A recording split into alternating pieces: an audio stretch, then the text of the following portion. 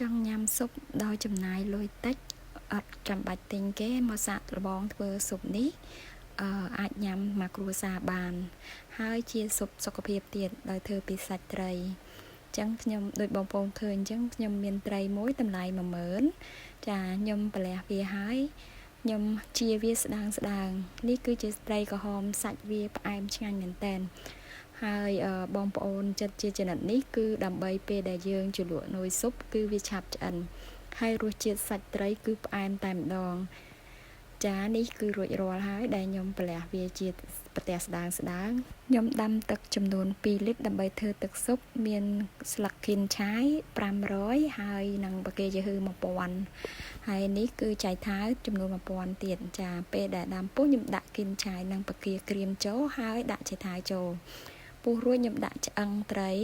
រងាស់ធ្វើជាទឹកស៊ុបហើយគ្រឿងទេសដែលខ្ញុំប្រើមានប៊ីចេងស្ករទឹកត្រី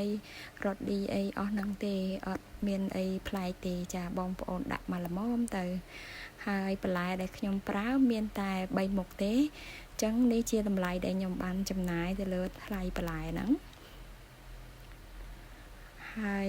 ខ្ញុំទិញប្រហិតសាច់គោចំនួន5000ទៀតដើម្បីឲ្យកូនញ៉ាំជាមួយស៊ុបហ្នឹងឃើញទេបងប្អូនខ្ញុំចំណាយអស់ត្រឹមតែ25000ទេបានស៊ុបមួយឈុតអាចញ៉ាំ5ទៅ6នាក់បានហើយវាជាស៊ុបដែលធ្វើពីសាច់ត្រី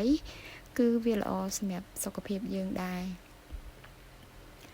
ស៊ុបនេះគឺងាយធ្វើណាស់អត់ប្រើពេលយូរទេពេលណាយើងភ្លក់រសជាតិល្មមហើយបងប្អូនយកមកទុកដាក់ជ្រលក់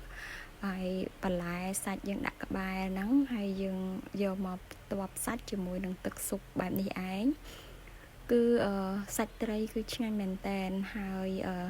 ទឹកជ្រលក់ខ្ញុំប្រើជាមួយនឹងទឹកស៊ីអ៊ីវម្ទេសក្រូចឆ្មានិងខ្ទឹមសចាបងប្អូនអាចសាកធ្វើបានរសជាតិធានាមិនខុសពីយើងញ៉ាំនៅហាងទេហើយសម្រាប់អ្នកសម្រក់គីឡូអីស៊ុបនេះគឺល្អមែនតែនអរគុណសម្រាប់ការទស្សនា